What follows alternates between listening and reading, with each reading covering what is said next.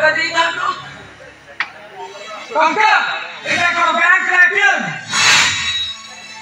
ଆରେ ଟଙ୍କା ଯଦି ଏତେ ଦରକାର ଚାଲି ଗଲଣି କୋ ଷ୍ଟେସନରେ ଭିକ ମାଗିଥାନ୍ତ। ଆଉ ମାମା ମତେ ଯାହା ଲାଗୁଛି ଏ ବାବୁ ଜଣକଟା ଆମଠୁ ବହୁତ ବଡ ଭିକାରୀ। ସେ କଣ ଆମକୁ ଭିକ ଦେବେ?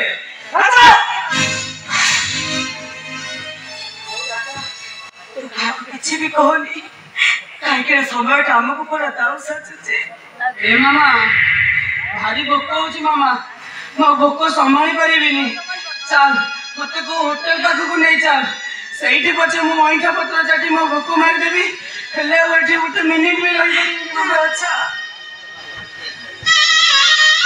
ଆଚ୍ଛା